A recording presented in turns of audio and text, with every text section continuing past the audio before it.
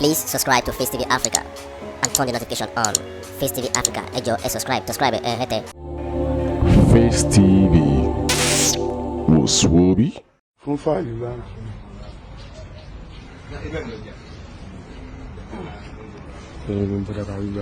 Mo wá dúró báwo.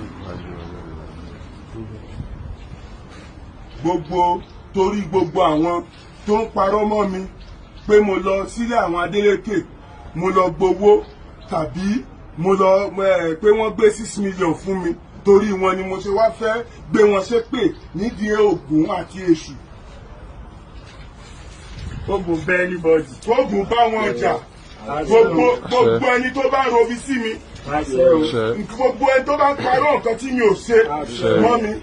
Kí Ògún máa fẹ̀jẹ̀ wọn wẹ̀ ọ́. Bí mo ṣe bí èmi Akọ́lá bí olókè tí mo ṣe wá sídìí Ògún, tí mo jẹ́ olórí Ọ̀ṣun Gorilla, tí mo ṣe wá sídìí Ògún lónìí. Bí mo ṣe bínú wá, bẹ́ẹ̀ ni Ògún ṣe máa bínú sí mi. Bẹ́ẹ̀ ni kí Ògún ṣe máa bínú sí mi. Wọ́n ní pé mo gba 6 million kan mo lọ sílé Adeleke. Ògún máa bá wọn jà ọ́. Tó bá yẹ pé mo rí Adeleke sójú gbé mo lọ lé wọn, mo ṣe gbá mo ṣàwo kí Ògún bá mi jà ọ́.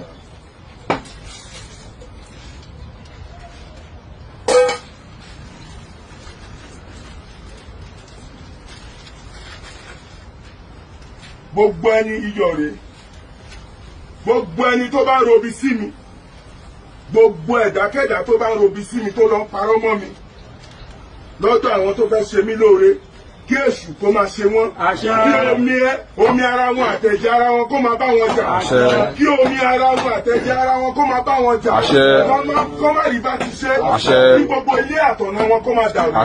Láti ìsìn lọ bí mo ṣe bínú, bẹ́ẹ̀ ni kí ìwọ Ògún lákàáyé Ọ̀ṣun mọ́lẹ̀, bẹ́ẹ̀ ni kò ṣe máa bínú.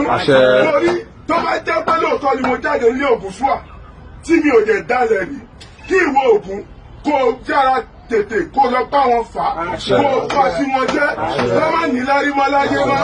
Ìwọ Èṣù, mo fẹ́ kó ṣayé wọn ṣákàṣàkà.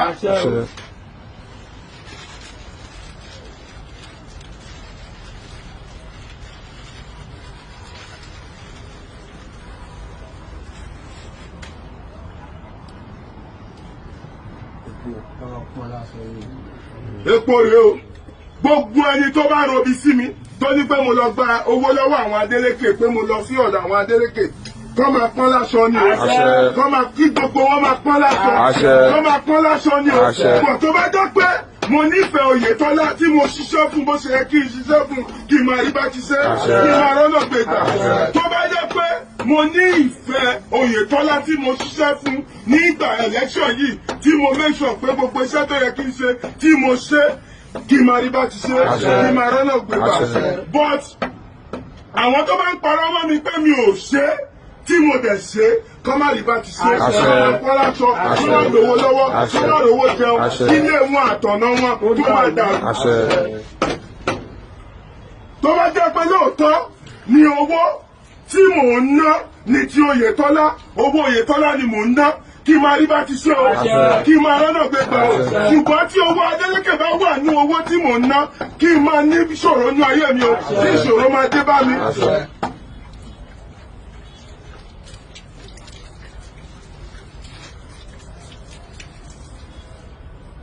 Èṣù ṣe wọ́n pa o. Lẹ́wọ̀ta.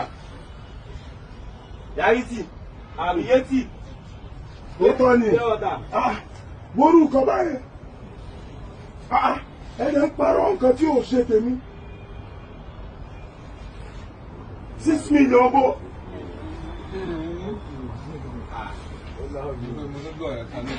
Mo tún gbọ́ mi. Gbọ́ rí bá ajé. Owó ẹ̀rí owó ṣókò àti owó Ọ̀ṣun Gorilla, owó ṣókò, Jésù má ṣe ṣókò, kí ṣókò máa rọ́nà gbégbá o, kó má bọ́ sọ́wọ́ àwọn ẹ̀jẹ̀ yìí o, wọ́n máa mú o, àtàpàkò, kí nǹkan kan máa ṣe o, kíkú má pa yín ní kékeré o, kẹ máa rí bá ti ṣe àti yétí o, kẹ máa rí bá ti ṣe, kẹ máa rọ́nà gbégbá o, àwọn Ọ̀ṣun Gorilla o, ká sì ṣe má dé bá wa o, kẹ máa rí bá ti ṣe kọ́nà ọ̀nà là o.